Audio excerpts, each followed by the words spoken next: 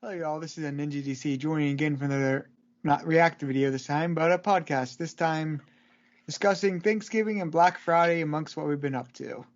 But joining me again is going by random Skype order, Jen. Hello! I may be first, I may be last, I may be late for dinner, I may be up late night, but I am first and always Jen. Hello, everybody. Hello, Internet. Welcome to Late Night Podcast. And then next up, Carlos. Hello, everyone. This is Gunmetal Gator here saying, who is one of the few people who does not care at all about Gen 4 remakes? This guy here. I don't care about what my subscription fees are telling me. I am not watching a Gen 4 remake like Let's Play. I am not doing it. I'm not going to care about Pokemon main series stuff until Legends Arceus comes out, and then afterwards, call me back when Gen 5 gets a remake, an actual good remake. Because if Gen 5 gets an actual remake, I will play main series again. But I'm not going back. I'm not going back into that hole until they actually do me a solid. I mean, talk about Pokemon, right? Yeah. First thing I thought like, wait, there's a remake of Gen 4 Milo Pony? I thought that way too. I was like, what? I thought that way too. I was like, what? Where's my torch? How dare you defy something already perfect? I was ready. Darn it all. Now you got me all excited. I had a torch and a match in my hand ready to go. I gotta put it up. I gotcha. But yeah. It's a Pokemon. I'm like, oh, never mind then. It's Brilliant Diamond and Shining Pearl, which okay, never mind then. Yeah. Okay, hold on. You gotta tell them the angry mob to stand down. Okay, stand down, guys. False alarm. Absolutely. Yeah, I remember hearing like that. The remake apparently is just sort of vanilla, as in like underwhelming, but not necessarily bad. And that's why it's not going to be interesting, because it's just going to be the same thing as like the original Gen 4 games, which even though I only played the hard gold version, still is not something I don't want to like watch and basically be bored of because of how monotonous those games were with how they paced their story. Even though it's a good one, it's not the best one. It's just that they had so many different landmarks to decide to bolster throughout the early game. All right. But I guess going off of that, what have you all been up to in terms of media wise and all that? Ooh, I could definitely say some things. For one thing, I saw the most recent trailer, the new official trailer for Turning Red from Pixar. And I said to see the new trailer for that, but I'm just gonna say this right now. This might have the chance of being best Pixar movie. I'm just going to say that right now. What's the name of the Pixar movie? Turning Red. Turning Red? Yes. Turning Red. Huh. Imagine a nostalgic throwback movie set in Canada in the early 2000s. Okay. Main character being a young teenage girl of like Asian descent, basically suddenly being woken up as a gigantic red panda. Gigantic red pandas. Well, yes. I like red pandas. Well, my interest has been piqued. And also, apparently, when the parents see this, they react to it as like, "Oh, it's happening again." And it's like, "Wait, what?" And it turns out we're going a bit into Fruits Basket territory, in which this is a hereditary thing. And I'm just like, oh God, I just had to watch Fruits Baskets, and now I'm just getting all the parallels here. God dang it. And also, this Pixar movie is going to have Backstreet's Back all right, Oh my! music all throughout it. And just that one They're gonna have song. Backstreet Boys in it. Yes, it's nostalgic. It's the God. actual creme of the creme. And it's not going to be like a jukebox musical thing. It's actual fitting for the time period. And God, oh God. And here's the thing about the movie. This is not a story about a girl wanting to be turned back into a human. Oh no, this is her accepting it and rolling with it like Teen Wolf. We're going that extreme. A girl who's been a perfectionist all of her life, suddenly with a new form, might suddenly realize she might have some wants that might go against her parents' way. And she's like, wait a minute, I'm a red panda? Oh yeah, this is my calling in life. Oh yeah. And also I'm not a the human anymore. I'm a panda. oh yeah, and also the girl has like an awesome best friend squad who is immediately in the know discovering her secret. Okay. And it's like all accepting and such. And it's just like, oh my god. Oh yeah, and also the character designs for all the girls, Mhm. they're not stereotypical hot or stereotypical cute. Cool. They're stereotypically awkward. Okay. No, not stereotypically. Not stereotypically. They're Mhm. awkward designs that look really nice. Sounds good. I'll have to check this out. Mm-hmm. This sounds good. I have to definitely check it out. I like Oh red yeah. panda. Yeah, I've Oh seen yeah. the original trailer. I've yet to see the second one. Mm-hmm. When's it due out? It's due out in 2022 in All right. March, I believe. Okay, fair enough. Fair All enough. right. Wasn't sure if it was like a December release or not. Because I know the only anime movie I'm aware of that's releasing like still this year is Sing 2. Mm, Yeah, I'm aware about that too. I'm gonna worry about Yeah. that too. Is Carlos, you got anything else to say before I go? Oh god, oh god, oh god. I'm gonna have to continue.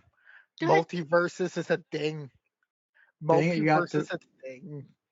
you got to my first news story I was going to get. Well, one. I'm sorry, I'm sorry. I just have to say it. I have to say it.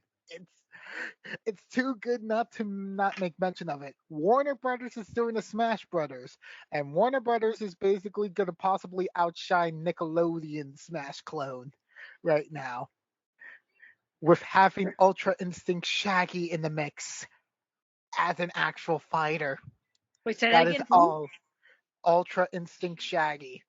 Shaggy is a fighter in a Smash Brothers clone. Wait. You mean Shaggy from Scooby Doo? Yeah. Exactly my point. What? Yes. Yeah. If you didn't see like it was a meme for a while that like Shaggy was like could basically go Ultra Instinct Super Saiyan. Oh my god.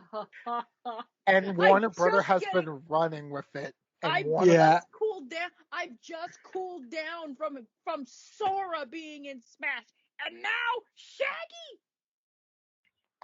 Yeah. not just Shaggy. Ju- Do you know about Arya Stark? What about Arya Stark? She's in the Smash Brothers clone.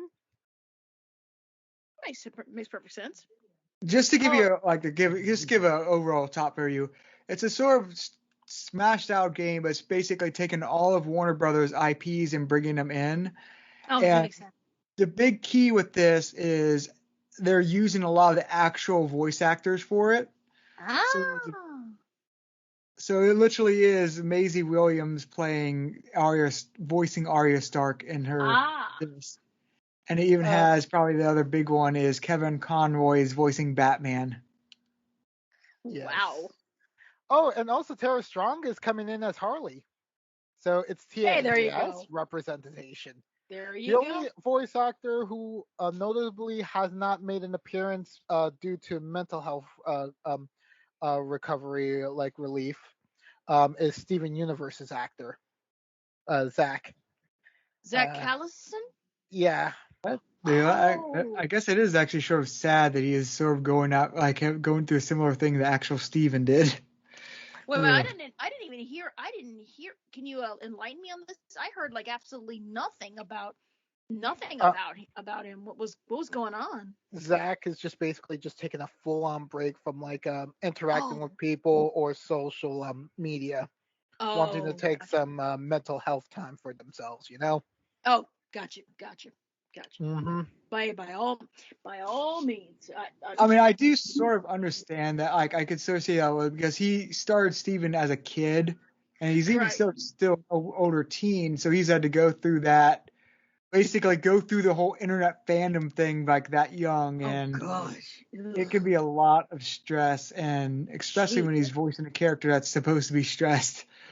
At You least don't. in future, at least in future, he's stressed. No. Even in the original, Steven was stressed at Okay. certain points. Oh, he was like happy, and then later on he got stressed, and future just everything just compounded on him all at once. Mm-hmm. Um, Yeah. Yeah. yeah, so I can understand. And being like kind of the main point, and he's the main character in this. That's got to take a toll on you at some point. Oh, absolutely. And I feel like there should be some sort of rule that'd be like, okay, if you have a kid who does this, keep them off the internet. Keep them away from the internet. Just sometimes you just can't trust other entities on the internet. It's like people, it's like, yeah, keep them away from the Oh, I internet. just like it's just a factor. Like it's a high risk. Like now when you have actual kid actors doing roles, and Hell yeah. it's not always bad because look at like the voice actresses behind the CMC. They're all doing they jump Um, head first into internet culture. So Oh, absolutely. I mean, Michelle Creeper being the headliner example of, oh, guess who managed to work with a Brody into starting a music career that's really popping off? Oh She yeah. did it. Yeah. And actually, if then a second of the member of the CMC is kind of involved in that too. Yeah. Yeah. Fortunately, the Scootaloo one isn't involved. No, but she got to do her own thing. She got to do her own Yeah. thing. It's all good. It's all good. Mm-hmm. Mm-hmm. Yeah. So I guess aside from that, oh yeah, and also Finn and Jake are also in the Smash Brothers clone. Oh, really? Oh yeah. That makes sense. Mm-hmm. yeah, there's going to be a whole lot more later on, but they've only revealed like a few characters so far. Oh yeah. But Oh yeah. And apparently it's free to play. Huh. So Good. yeah, just wait for that DLC to come in with multitudes of characters to really be the reason why you pay for it. yeah, I feel the thing is like I feel they probably will go more the Overwatch route where like the characters and core content will be free. But if you want that cool costume, you either have to grind for a while or pay them. Is my Mhm. guess. Figures. But honestly, I'm not that bad against free to play games as long as like their core content is good and they're not too egregious with their microtransactions. Yeah. All right. Mm-hmm. Like it's sort of like Fortnite. I don't play Fortnite, but like they generally do things well. I gotcha. So yeah, I guess continuing on down the road of of stuff that I actually heavily follow. I should. It's kind of awkward of me to actually bring this up. Do any of you guys remember Beyblade? Yeah, very I'm little. aware of it, but I haven't really seen them. Yeah, so one day I decided to look up what was going on in the current Beyblade after the Metal Fusion series, which that was the last series I saw for Beyblade. And then after that unfortunate spin-off, then it was the era of Beyblade Burst, which was the era that Disney XD was airing. Um which was basically where a certain voice actor from Future Card Buddy Fight was basically taken away from that series for like a main character role there, Aw. and still is doing that main character role ever since. Like this thing has been going on since 2015. This current Wow. iteration of Beyblade Burst, and it's basically a thing of like, oh, each year completely different season, completely different protagonists. Huh. all under the same franchise, and it's just like, wow, we're really going this route for Beyblade. You usually have 3 seasons per protagonist, but you're going for something different here. So like, it's basically gone through like 5 seasons already in the English dub, but now we're moving on to the sixth season for Beyblade Burst. That being called Beyblade Burst Quad Drive, and yeah, like in the original Japanese sub, it was called Beyblade Burst Dynamite Battle. And funny thing here, yeah, they clearly censored some stuff here because the main character in this season, literally went by the Demon King. Not even joking. His name was like Bell, and he basically, and his Beyblade was literally Dynamite Belial, like the actual Demon Belial. For a main character Beyblader, Demon King. Yeah, fair enough. Sounds main character-y to me. Yeah, and this was after actually having a character use Achilles as their Beyblade spirit. I'm not joking. Achilles was one. Okay. And even though the English dub has the main character from the very beginning, Beyblade named Valtryek, in the original, it's a Valkyrie. Main guy has a Valkyrie for a Beyblade. So yeah. And then the last three protagonists was one of them literally just had a dragon, an old man dragon. And then twin Beybladers literally had gods of the sun from Roman and Greek mythology, Helios and um Apollo. So yeah, that was definitely something. Having like two protagonists, even though one of them was very unlikable because they were the instinct based main character, while the other character was actually the smart cool brother. Guess which one I went with for my favorite from those two? What'd you go with? I went with the smart one because god dang it, the smart one actually felt like had a good character arc. Yeah. But like the reason why I'm bringing all this up is because they just released the teaser and the opening for it. It's looking really good. And they're bringing back Nathan Sharp, aka Nate Wants to Battle, for another opening. Oh, he's awesome. Yeah, because he did the turbo opening, the one with like the main character using Achilles, and now they're bringing him back for this one, and I have not stopped repeating that song over and over again for the past He's 2 so days. cool. Oh my gosh, I love his music. Oh yes, yeah. So that's what this news story boils down to. Nate Wants to Battle is back with another anime opening. Yahoo! Awesome. Yes, it is really good. Check it out. Check it out, and also actually check out Beyblade Burst Quad Drive, because I've been watching the sub for this. Yeah, this definitely feels like a good spice for like this generic like kid show anime right now. At least with like the bratty main character who's actually an innovator, like trying to bring something new to the scene of Beyblading, with like his own different type of Beyblade, being like a rubber based one. Yeah. Yeah, it's kind of like a really interesting perspective. Like, ooh, Game Changer is coming in, broadcasting this, like hijacking like the airwaves to show off like his superior strength and such, and everyone soon starts to like follow in, like, and literally try to beat him because he's offered this challenge to show like I'm the strongest Beyblader ever. Right. I innovated the entire scene with my creations. You all will bow down before the Demon Prince. Nice. Yes. Yeah, so I guess, yeah, that's really everything, I believe. There shouldn't be anything else. Yeah. Yeah, that's it. All right, Jen, you want to go?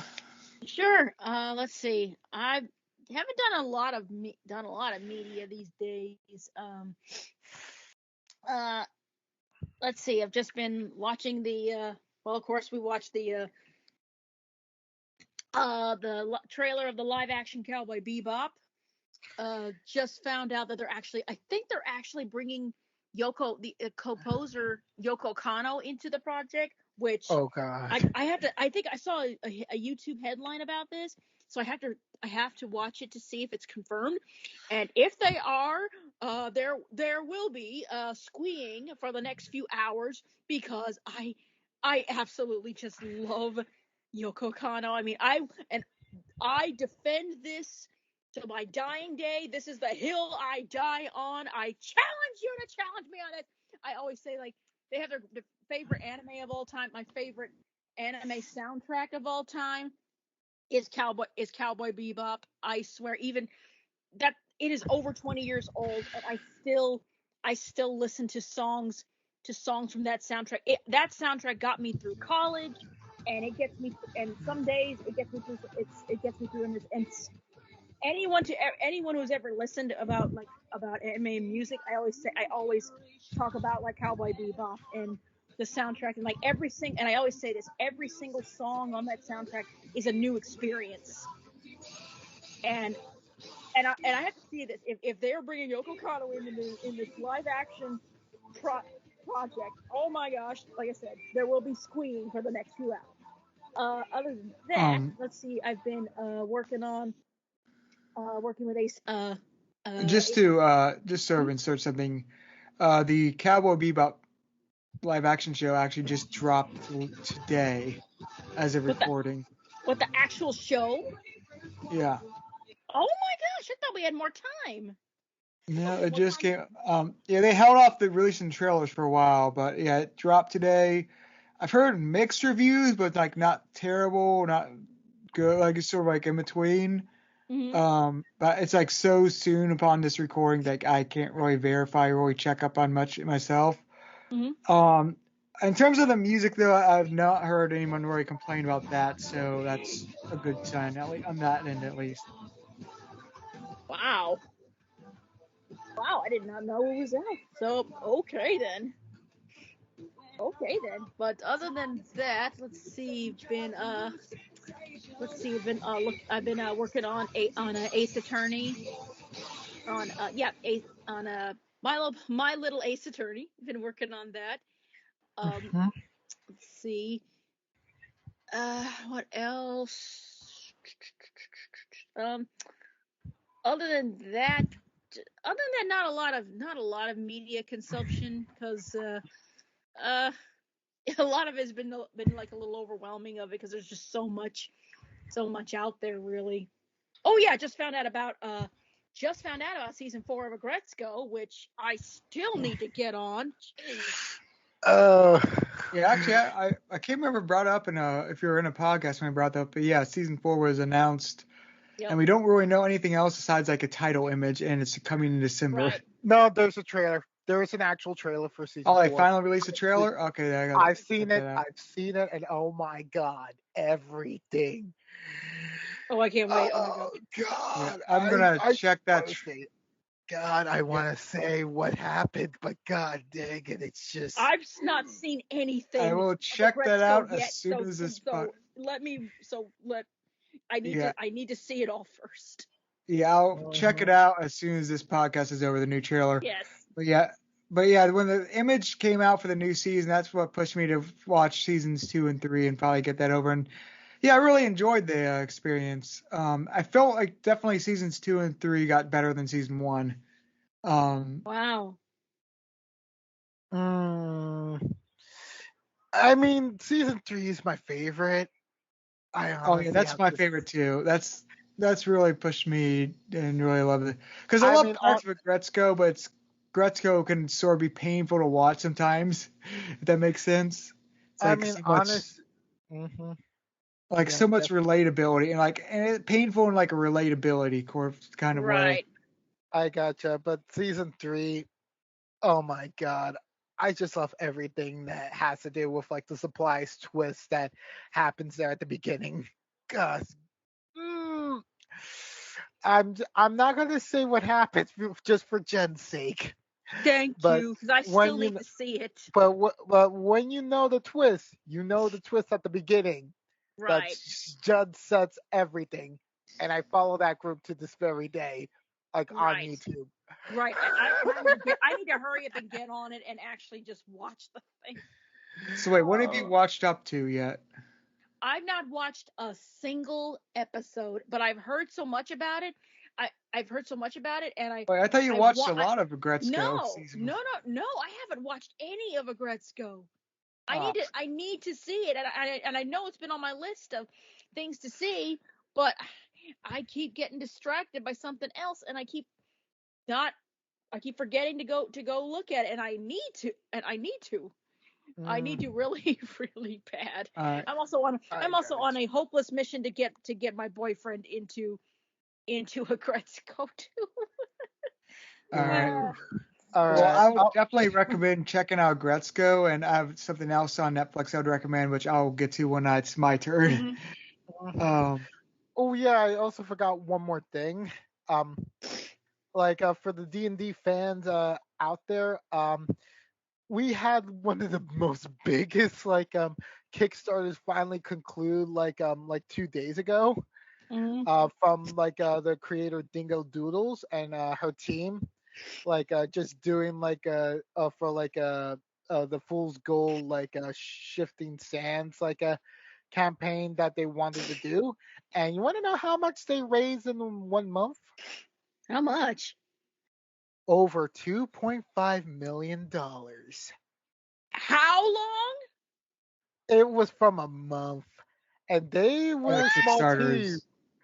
Yeah. Oh my gosh. Yeah, Dingle Doodles only got really popular when they first came out, like 3 years ago. Wow. And they had such a big following that they managed to raise that much. Unbelievable. Oh yeah, yeah. This is like an incredible powerhouse team like this artist has. Like just being able to create inventive stories, since like their own D&D story series for Fool's Gold is about to conclude soon, which that is very important since we're up to episode 24 now. Wow. Yeah, just know that like the main character is a rage fueled monkey. Okay, fair enough. Yes. Yeah, I just enjoy everything about those stories. It's really good. Wow. Amazing. That's all. But that's all. Let's see. That's that's pretty much all I got. All right. To go off what I was saying earlier, I just not really much game wise because I finished like the ukulele and and the Impossible Lair. I finished that, but the only game I've tried a few games. The one I'm sort of sticking with right now, I'm finishing is Jack 3.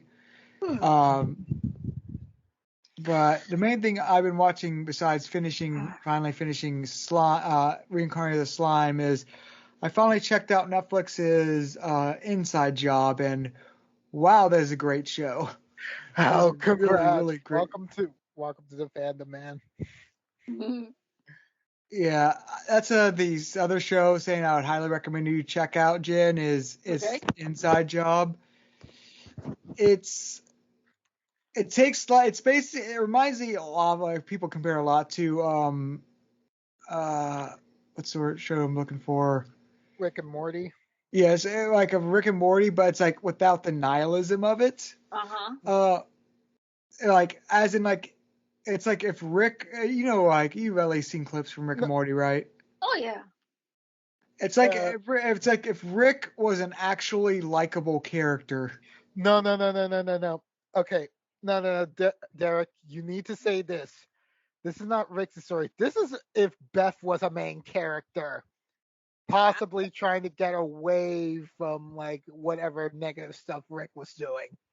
Think about it. Yeah, I do see that comparison, but I still think she's like very much more like a scientist. That's why I say very much Rick sort of thing. But I do see you say because she is trying to escape from a very like everyone says like her father makes Rick look good. Oh wow. Yes. Yeah, I won't say how. Like it's like a pit that keeps getting deeper. Ah. Yeah.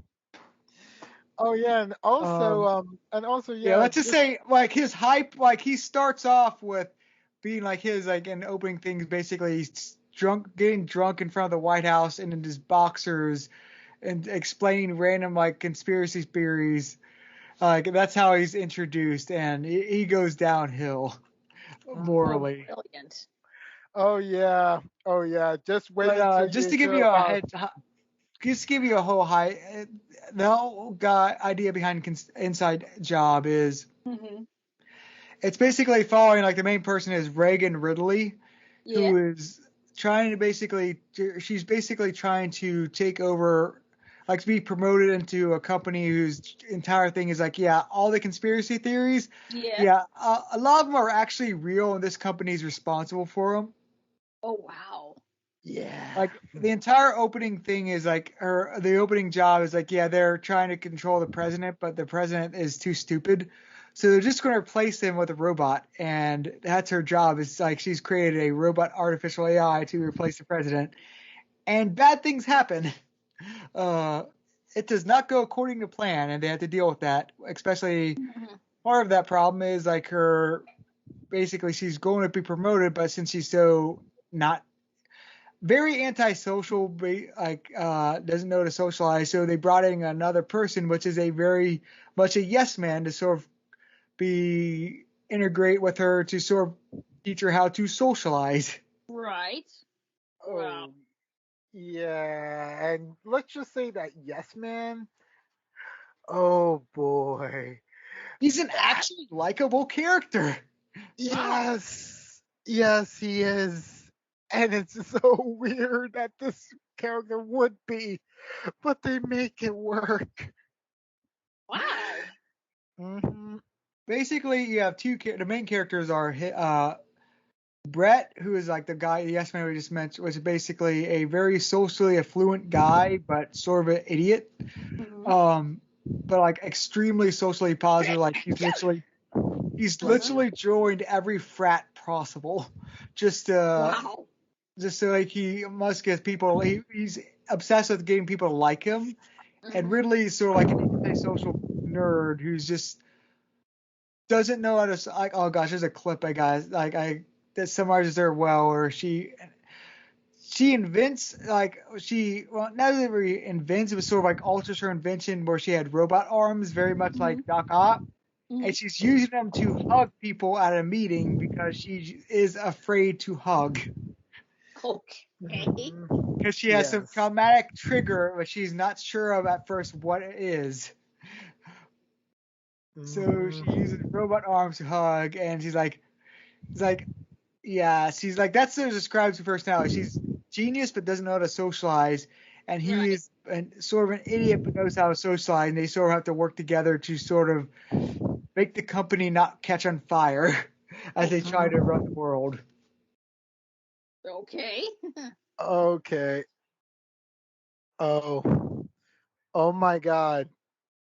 I just now realized something, Derek. Yeah. There was one big news story. I hope that you have it in the news section that I forgot to mention. That was really big as well. Uh, Probably yeah, not, but yeah. Like, do you have anything in Marvel in news yet? no. Yeah, Spiderman trailer. That was big this week.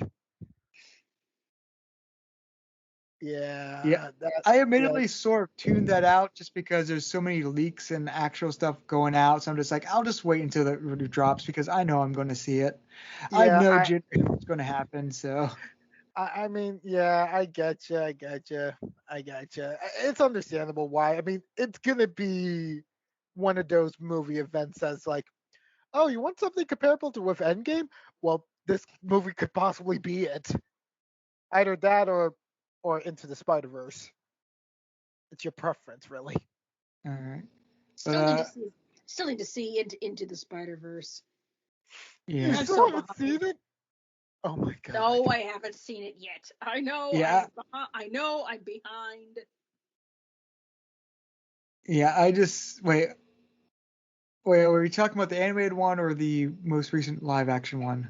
No, the animated one she All has right. not seen. Yeah. All right. Yeah, I would highly recommend it because that really is one of the best animated films Yes. released, and I would say probably my favorite Spider-Man film. And I really like the original, like 2000 ones.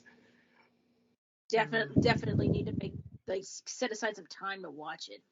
The only thing I will say is like there is a animation style choice that is a little jarring at first, but you start to love it. Okay. Where basically it's animated where it's basically semi stop motion is looking to it. Yeah. Because they're going for a very comic booky feel. So like the animation's a little jittery, Right. but that is you get used to it fast, and it is very stylized. It's a very stylized film in a good way. Right. It's one of those like, yeah, they know they're making a comic book movie, so it's very much the most comic booky movie. Okay. It's a most comic book movie to ever comic book movied. Mm-hmm. But I guess going off of that, going off the other news stories I have, because we already knocked off two of them, which is one was that Cowboy Bebop dropped finally. And then the Warner Brothers Metaverse video game was finally officially announced and confirmed. And then the other two news stories I have, just to quickly go through it, are, well, one is more of this general announcement, like just sort of like, oh yeah, the PS5 and the Xbox Series, whatever, I really not sure of the name half the time, but the next gen Xbox and the PlayStation 5 are 1 year old finally. Oh wow. Wow. I didn't even know this. Oh wait, I know why. Both those devices came in the worst year possible. That's why we don't even recognize them. To be fair, they're arguably the best year, besides supply, probably the best year to release a new console, because a lot of people probably would need it. Everyone is just like, well, now we need to suddenly become gamers. Yeah. Supply issue wise, that's the downside of it, but everything else actually was a good year of release. I know actually personally because I actually got my PS5 right before I had to go under a lockdown for COVID. Hey, perfect timing. Perfect timing. Literally the same day, so. Also the same day, like right before that, I was a little naughty and continued to go to the theater and see Wolfwalkers, and I do not regret it at all because, dear gosh, that movie was amazing. Of course. Watch the best movie of 2019. And I can't wait because actually, I can't remember announce it, but I actually pre-ordered the 3 series box set that has like the Secret of the Cows,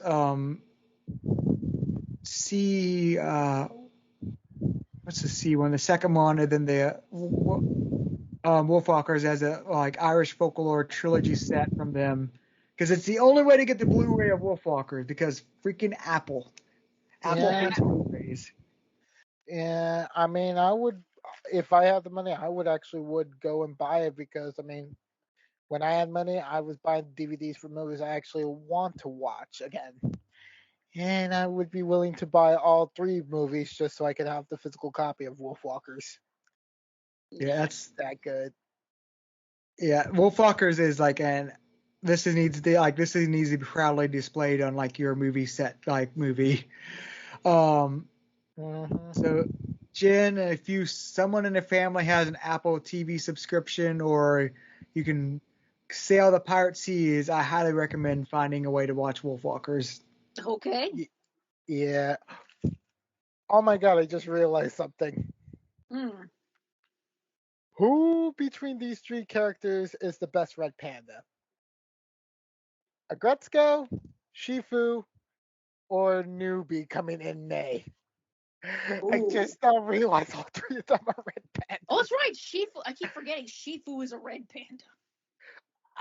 It's like literally Pixar, aka Disney, now has their own red panda competitor against. Oh, gee. Oh, wow. That's Yeah, hard. yeah, That's yeah. hard.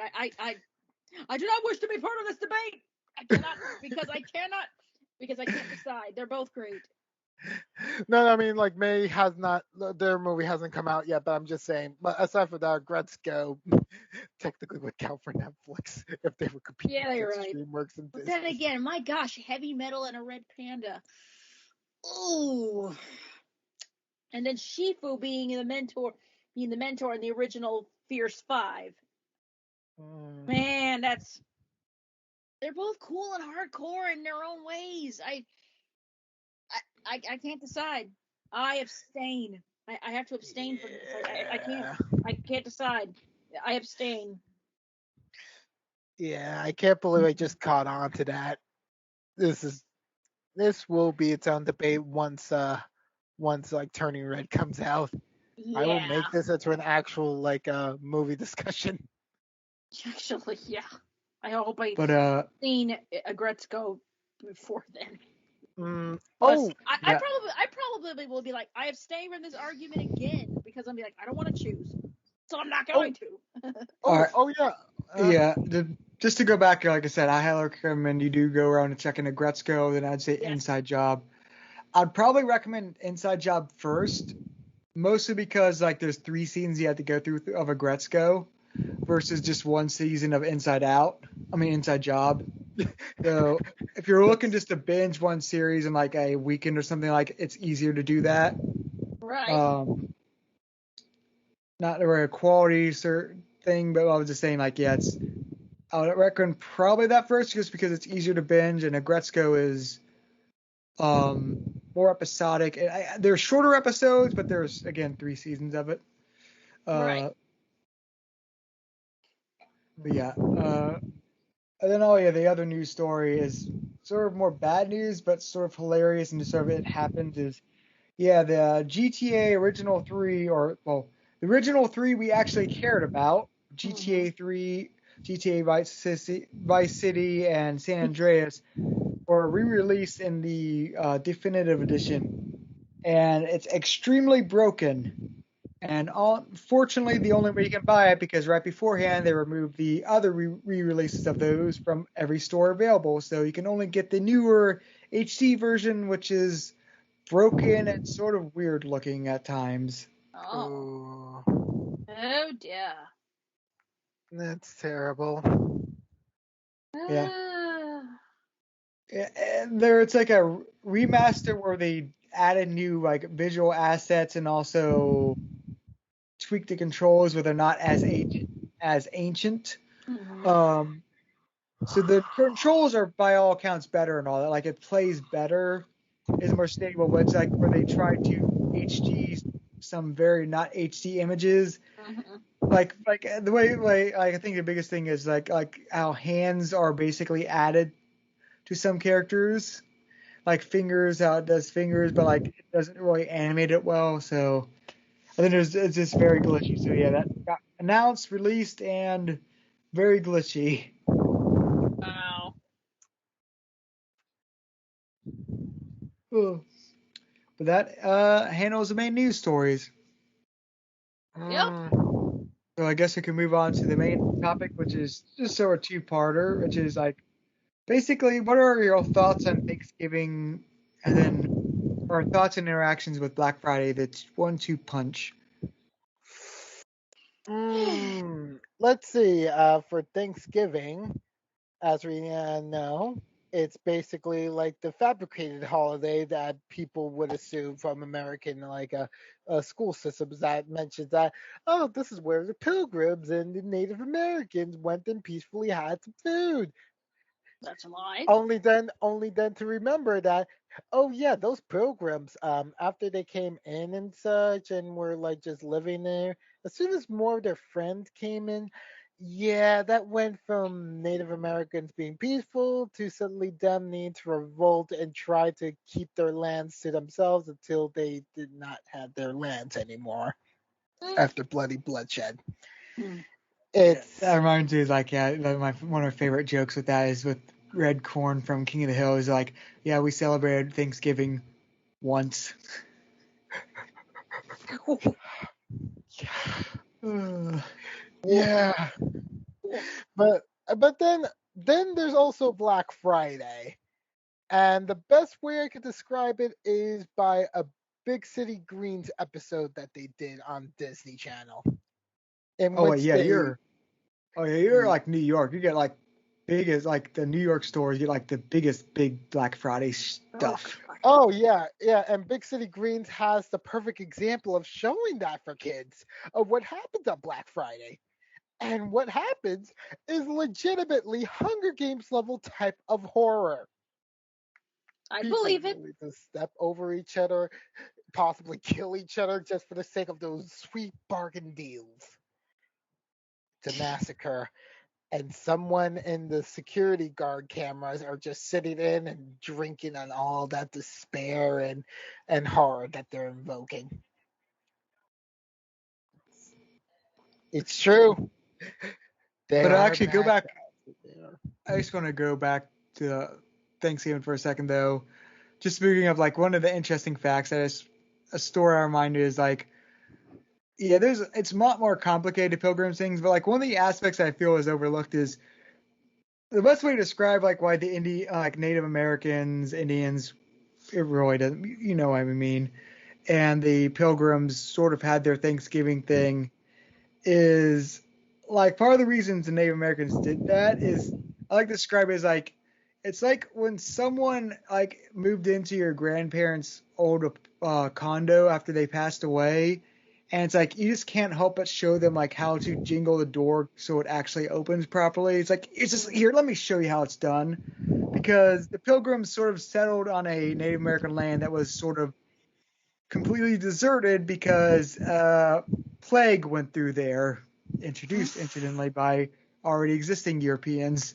Um, and that's sort of why there were so many fields and all that already like, oh, this field would be perfect for growing. It's like, yeah, because it was until everyone was wiped out by plague. Mm-hmm. So Uh, that's why yeah. like it was like this sort of like a thing is like they were like not really trying to sort of take the land back instantly because they're like, yeah, this is we have people just died here, so we don't really it's bad mojo as a whole, but we'll show you how it's done because we know how it's done sort of thing. That's like an aspect yeah, that's the sort of aspect like wow, like the pilgrims sort of settled this very easily settled land. It's like yeah, because it was basically literally an Indian burial ground because everyone died. Uh, Pretty much. yeah.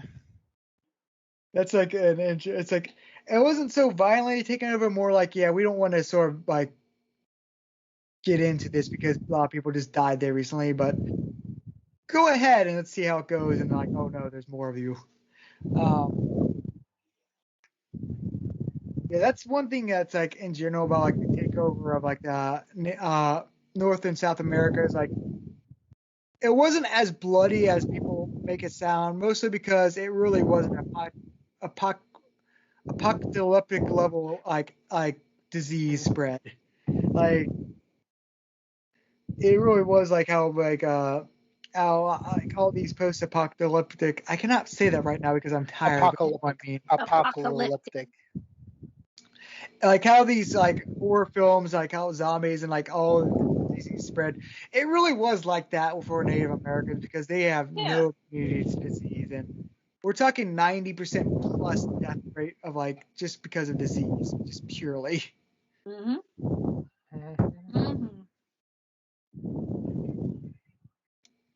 But going back to actual Thanksgiving and more feasting and all that, yeah, there's what are y'all like family traditions with Thanksgiving? Do you generally try to have a family get together for Thanksgiving, or is this more like well, might have a slightly bigger meal things. We're doing something.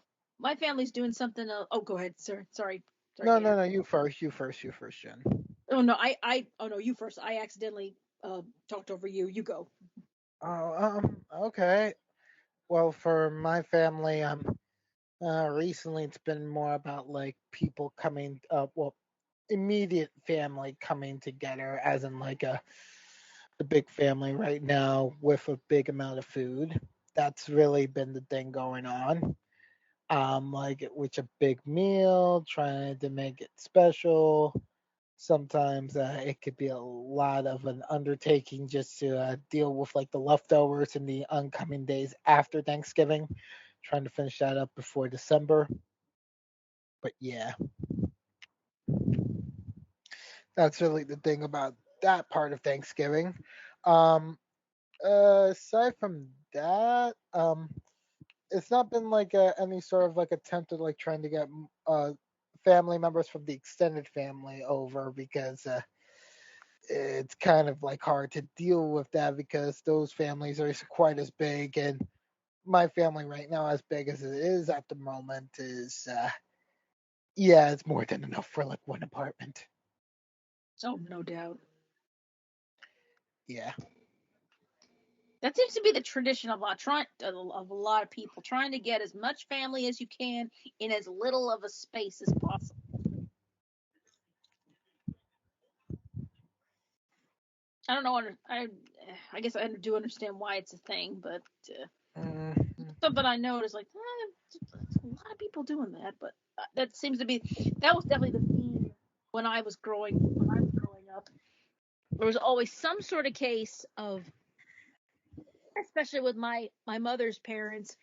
They had very small house, so we would do this. They had a very small house, so uh, this usually happened around my grandfather and my sister's birthdays. Whenever we would whenever the family would get together, they would just house, pile into the house, and just like we're stepping over people just to get a plate to something to eat. So when it wasn't, and it was just chaos, some sort of organized chaos until we all got outside in the backyard, and then we could easily breathe.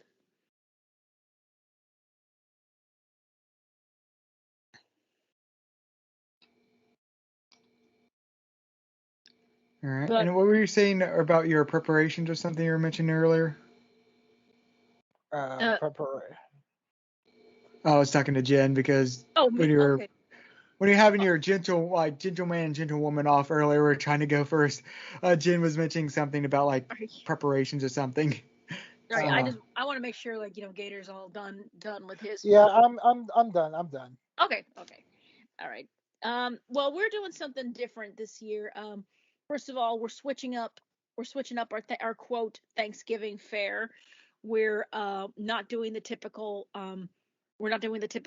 Thanksgiving food. This time we're having Italian actually, and we're going to my aunt's apartment and having a big old Italian Thanksgiving there. Uh, so we're we're doing that. It's going to be different because I've never seen her new apartment before. We try to keep our even though we do have like a big uh well, I have a big kind of blended family.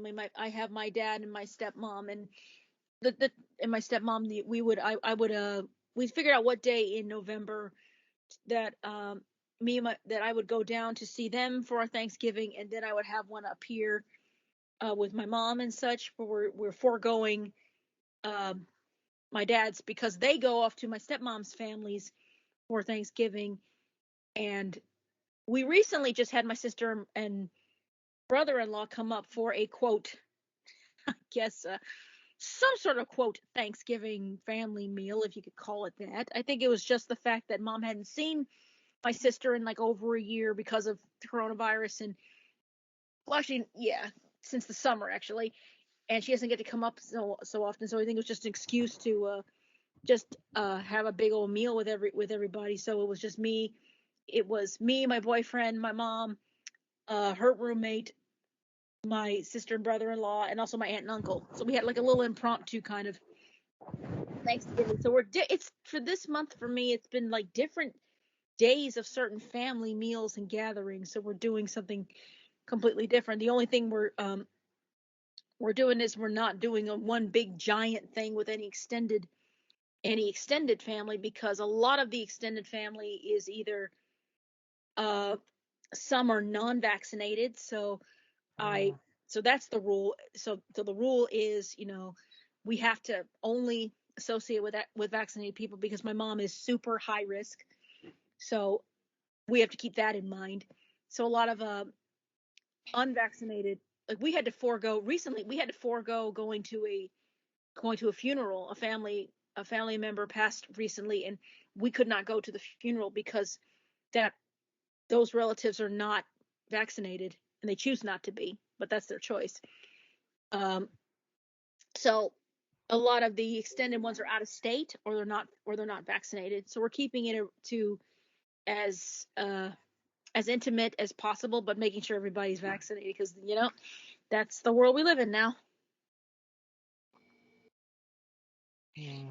The only problem is I'm going to be getting 2 turkeys on Monday, and and I'm going to be like, I have no idea what to do with these turkeys, except I think I'm going to give one of my relatives one, but I'm trying to convince my mom to actually not cook the other one, because she does so much cooking already. I'm trying to get her to slow down a little bit and just take a break,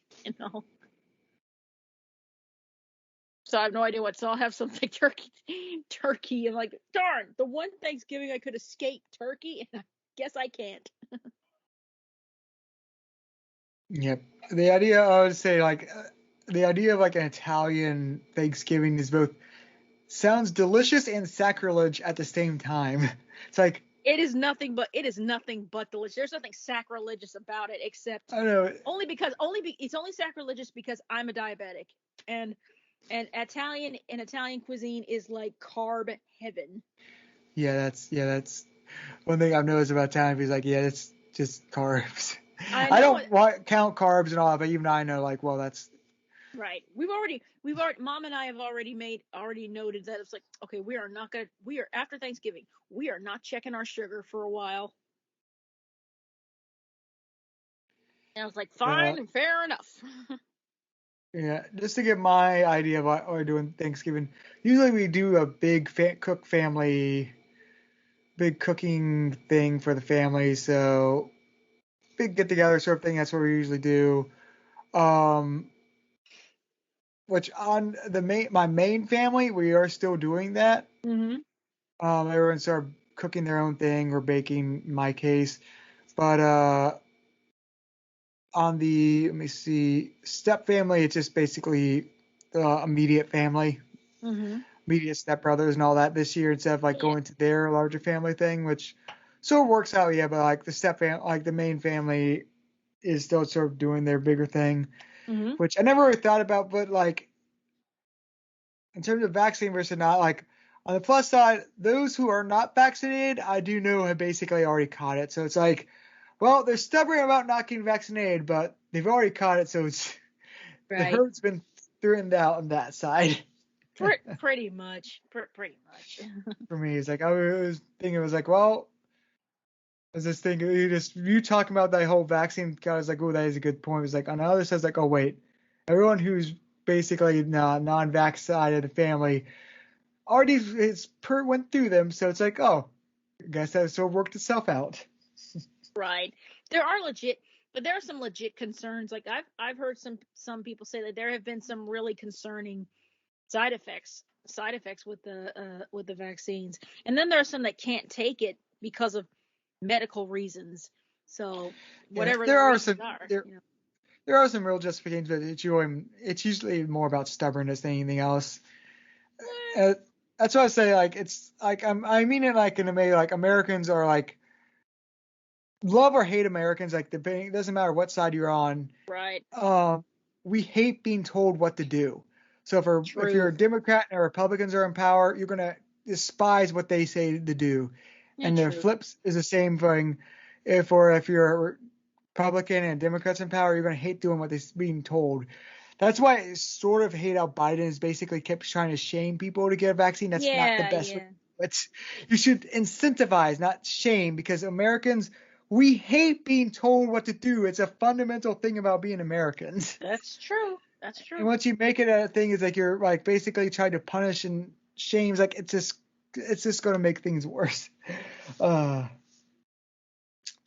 that's just it. So I know a lot of people is like they're just mostly not getting a vaccine just because like it's their pride to not do. Yeah, it's not as simple, but it's like basically a very deep rooted thing like that. Yeah. It's those that it's those that just again, I can understand if you have like basic medical reasons and such, like okay, if you're pregnant or whatever and you don't want to get the vaccine because you don't know how it's going to affect your child, understandable. If you have had legit adverse side effects from it, or you're allergic to whatever ingredients, okay, I can definitely understand it. The one thing that drives me nuts is they don't want to get it because, as you said, they don't like being told what to do.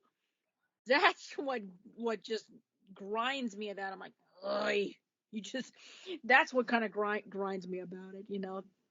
I mean, I understand it's their choice and such, but it just, yeah, it drives me crazy sometimes. But then I just like, just brush it off, and be like, okay, whatever, and then just move on to the next.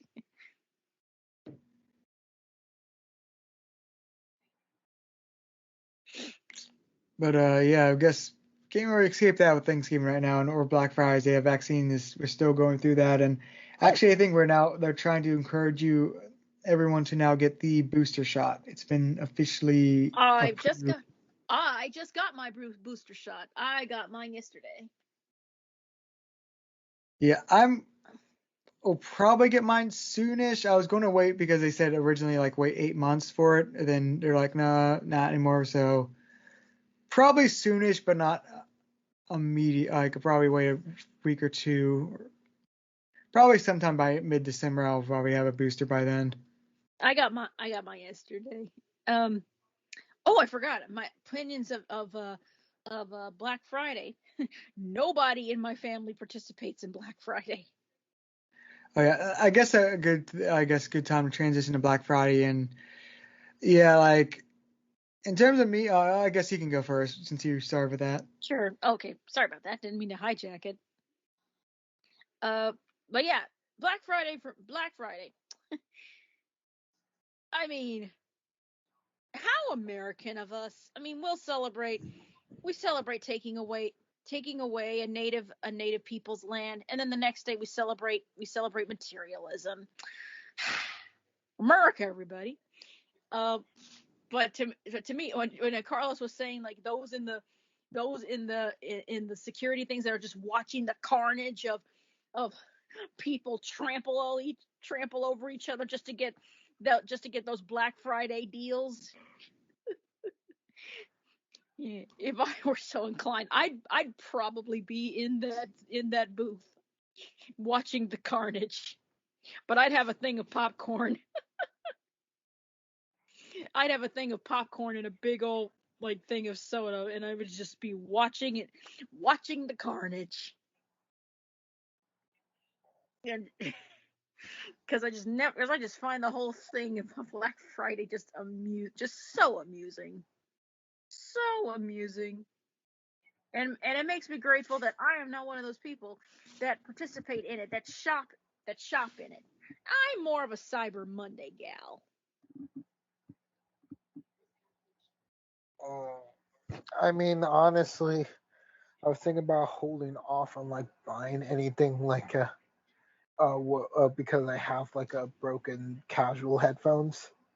But Oh then yeah. like with like my credit, Skull Candy was having like some sort of like a freebie on the on shipping, and I had $200 store credit, so I literally bought the headphones as of like November 6th. Nice. But guess what? It has not come yet from shipping, even though it's still in transit. Supply chain problems. Like It's like it says like it's in New York, but it has not come in yet because like I don't know, something is holding it up. Supply chain problems. Do do do do. Supply chain problems. Do do do do. Mm. I have no idea what Christmas shopping is gonna be like this year. I need to research. I'm like, why the heck are we having like supply chain problems? I mean, I can understand. One of them I can understand, like cargo theft. I can understand that. Those part of me still boggles my mind. Like, how in the world is somebody gonna steal a whole shipping thing of goods? How's somebody gonna do that? I mean, nobody can. I mean, this isn't like GTA 4. You can't just hijack a helicopter and find the shipyard and grab a shipping container right off the back. Can you? This is a part of the wonderful world of globalization, where essentially everything has to run perfectly. If there's some disruption, it's like a small clot in an artery that leads to something bigger. So it's like, it's COVID really shut everything down and switching it back on. It's like it was a lot worse than I expected. Like that would be, I think sorry about the yawn here. But it's just like just getting everything back because everything was X was delayed, which means Y gets delayed, which causes Z to be delayed. It's sort of like a chain reaction thing. Chain reaction. And then that causes other things to be stressed more, which causes prices to go up. But it's like a big network, and this is like a big example. Like maybe having everything made in China is not a good idea, both morally and also economically. Point taken. Point taken. But that's supply things. Let me see. I guess where Carlos is mentioning about how his package is sort of delayed and lost. That reminded me like something like one of my podcasters I listen to, Sacred Symbols. Moriarty. He mentioned like guys, my brain's part, but like one thing he mentioned like he tries to avoid using Amazon just because of like he doesn't dislike a Bezos in a very like Amazon is sort of evil sort of way. Oh yeah. But he admits like it's like I try to avoid and try to go local or I try to order online other places, but Amazon is just so much more better in terms of like consistency and like actually getting packages arriving on time and having a wide supply. It's hard not to use them because they're just so built up to work well. Yep. Truth.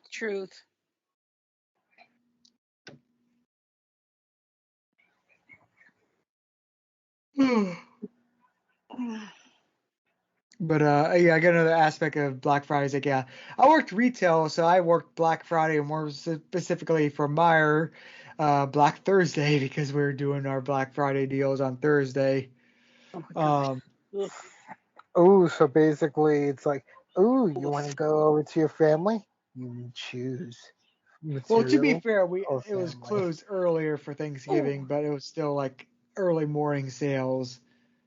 Woof. To shout out to all the retail people working Black Friday. Shout out to you. I respect. I see you and hang in there.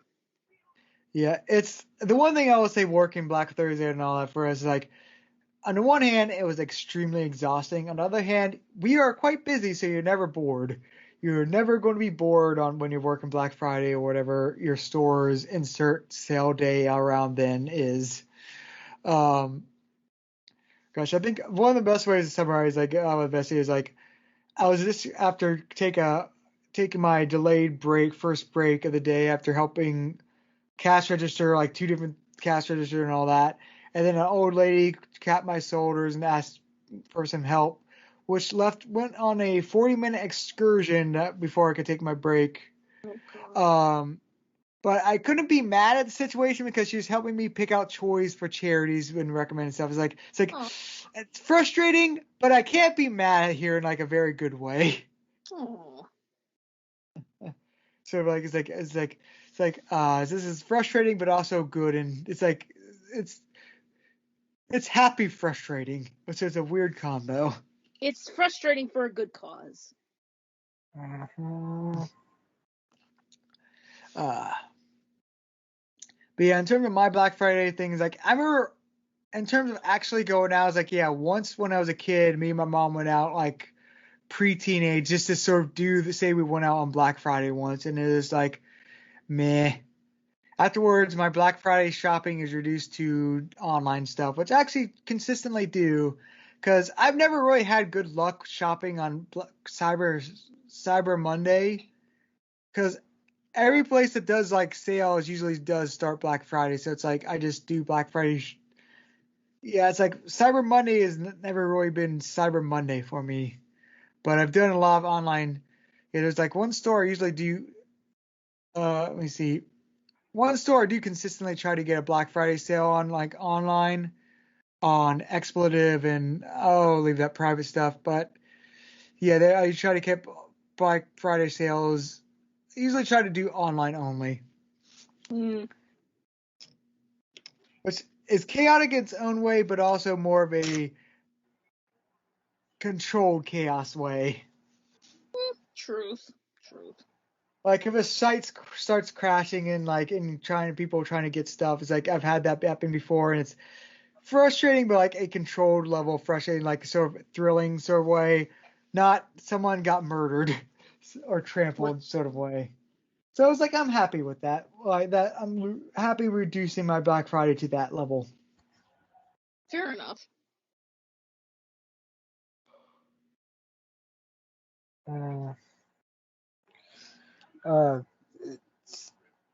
Yeah. I guess anything else about for Black Friday or Thanksgiving? Oh, wait a minute. Oh, what about like any Thanksgiving movies? I don't know of any. Or do Thanksgiving movies exist? There's Free Birds. Free Birds. Let me see. Yeah, all the way back in like 2014. Oh, I The never heard main that. the main thing I think of is just Charlie Brown. Oh yeah. I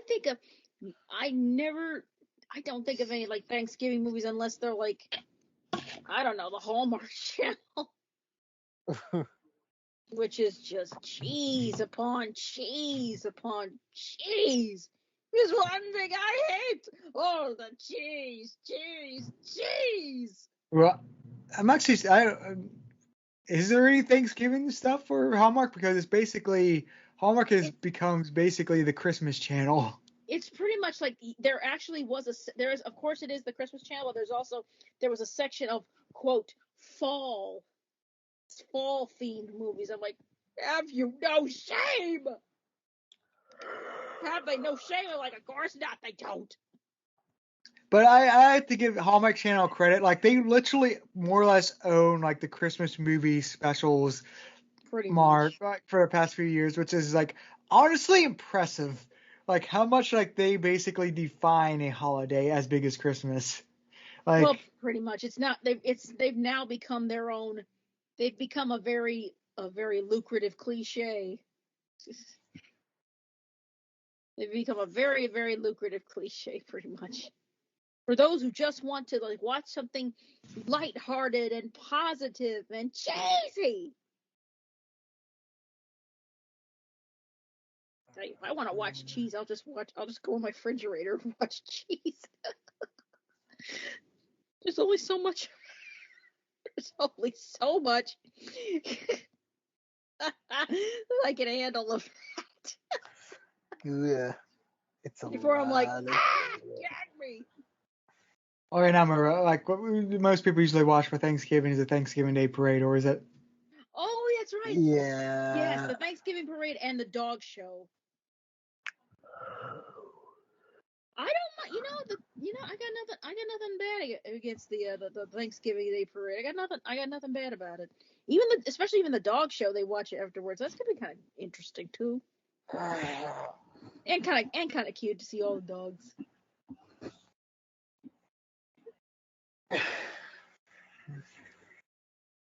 There's also wait a minute. There's also I forgot. There's always football on Thanksgiving. Oh God, football.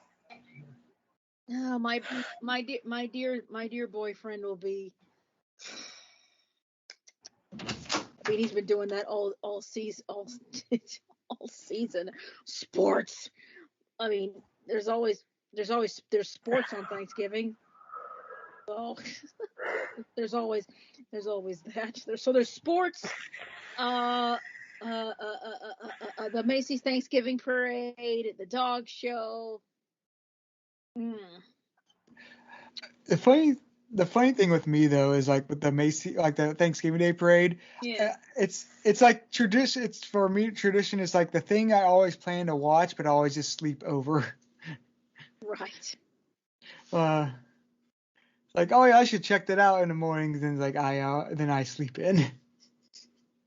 Uh, Well, I don't know. I have no idea what to expect for this Thanksgiving. And at some point, it's just going to be. I'd be surprised if I get to watch it because we'll just be doing so much prep around here to prepare for family. Who knows? But I know definitely. I think a lot of the relatives will at some point the relatives will all be watching football. That's going to be a thing.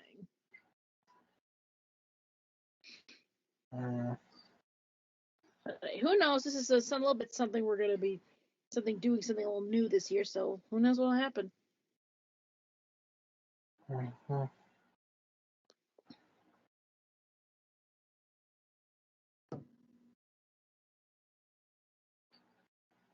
well, I guess any other closing thoughts since I guess we've sort of worked our way through the subjects. Yeah. Nope, I can't think of anything. Just if you ever indulge yourself in Black Friday, make sure you're single. Make sure you don't have any loved ones, and go safely into the indoors battlefield of America. Oh, and pay no mind to the ones that will be hanging out in the trees, judging you. I also do want to ask you too. It's like going back because I brought this up. I want to actually know if it's just my thoughts on this or if it's you feel it's the same. Is Cyber Monday really not really that special anymore? And everything really starts Black Friday online too. No. No, really. I mean, there's all this hullabaloo for Black Friday and Cyber Monday.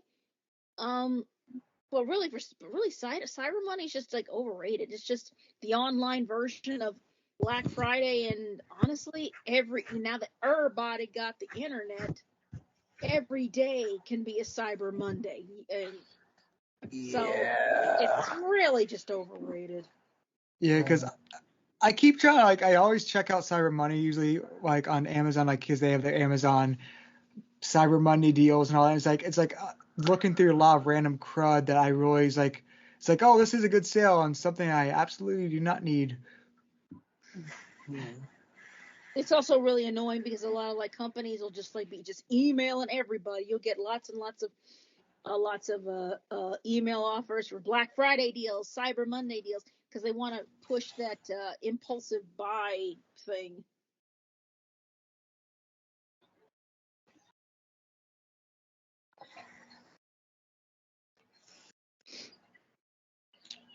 But I guess with that said, see y'all next. I guess see you all in December. Yeah. Winter Happy time. Gobble gobble. Mm-hmm.